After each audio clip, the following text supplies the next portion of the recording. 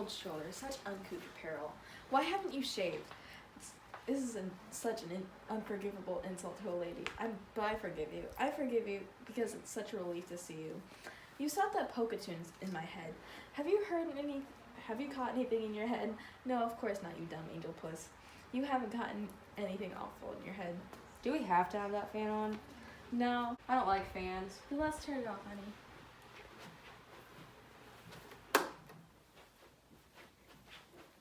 I'm not partial to them. I don't know what there is to drink. I haven't investigated. I don't want Stan's liquor. This isn't Stan's. Everything here isn't Stan's. Some things on the premises are actually mine. How is your mother? Is your mother well? Why? Something's to matter tonight. But never mind. I'll never cross-examine the witness. I'll just pretend I don't notice anything different about you. Oh, that music again.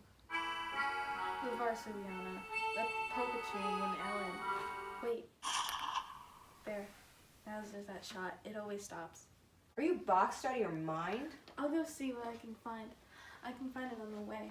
Oh, by the way, excuse me if I'm not being dressed well.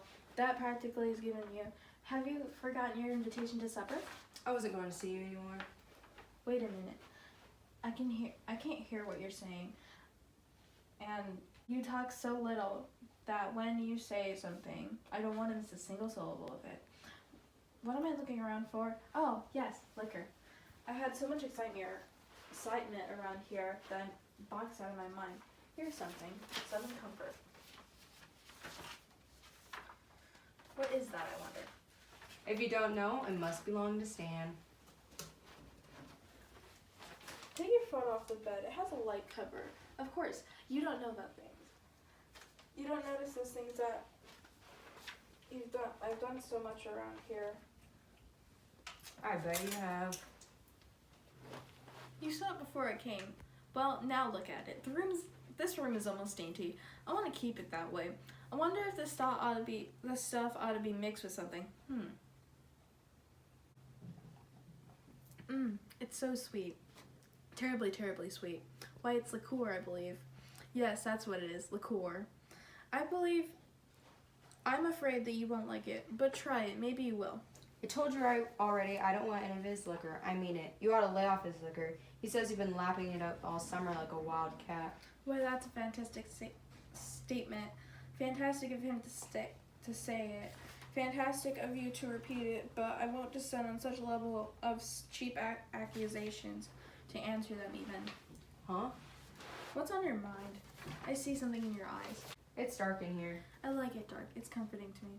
I don't think I've ever seen you in the light. That's a fact. Is it? I've never seen you in the afternoon. Whose fault is that? You never want to go out in the afternoon. Why, Mitch, you have to plan in the afternoon. Not Sunday afternoon. I've asked you to go out with me sometimes on Sundays, but you always make an excuse. You never want to go out till after 6, and then it's always someplace that's not lighted much. There's something obscure to the meaning of this, but I fail to catch it. What it means is, I've never had a real good look at you, Blanche. Let's turn on the light here. Light? Which light? What for? This one with the paper thing on it. What'd you do that for? So I can take a look at you, good and plain.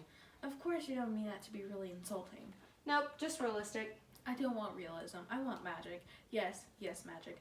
I try and give that to people, but I mispresent things. I don't tell the truth. I tell what ought to be told as the truth. If that must be sinful, then I'll be damned for it. Do not turn on that light.